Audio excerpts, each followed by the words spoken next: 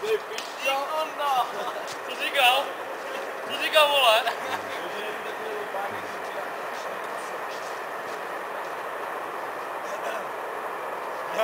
Pojď, ty smrdě.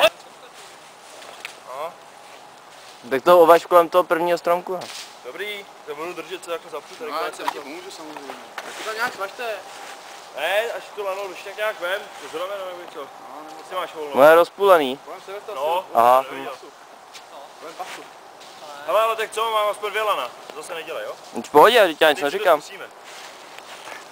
Tady, tahuj.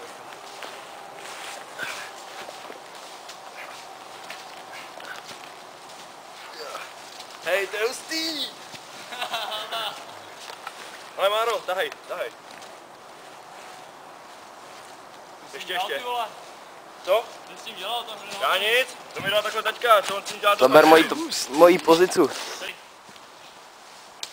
Hej, ty už jdeš, jo? Já tě moc nedržím. Já ho držím trošku.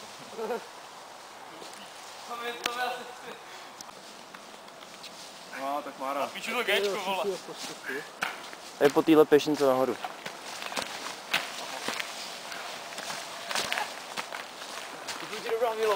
Hele, tohle se mi líbilo, ale...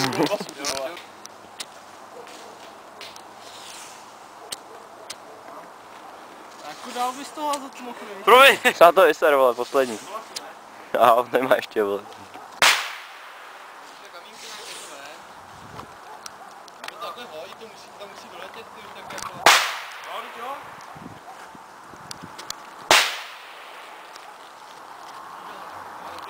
Kolik ještě bylo? Ještě jedna snad, nebo už ne. Já už nevím.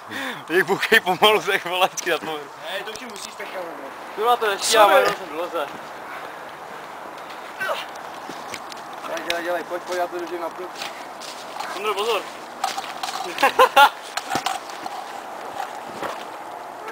Ty vole.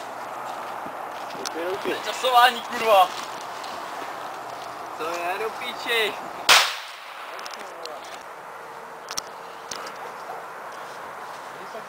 Ale to, vole. Stejně jako rukavice není potřeba, víš co k čemu, no. Pak jsem vyskakoval oknem a vrazil jsem si střep do ruky. Jo, na tu nohu. Ale jak si taká klidně vidím, dají to za novou vágova.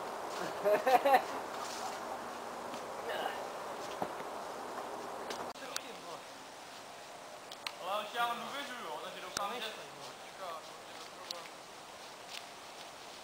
Problém je taky, že... Ty oba dva, to nešlo ještě. Podle vás,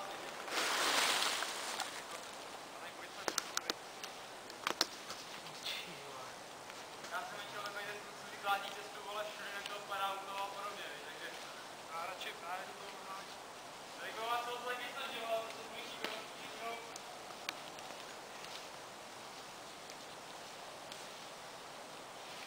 Další dobu tohle sebek tak jak kraje.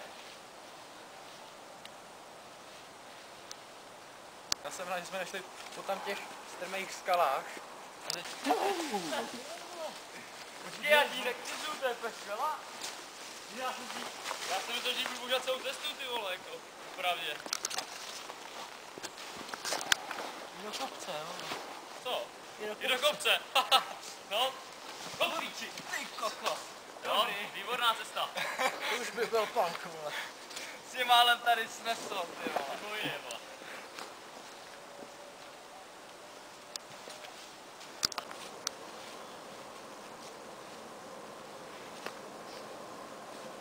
Ale tam mělo tak aspoň 150.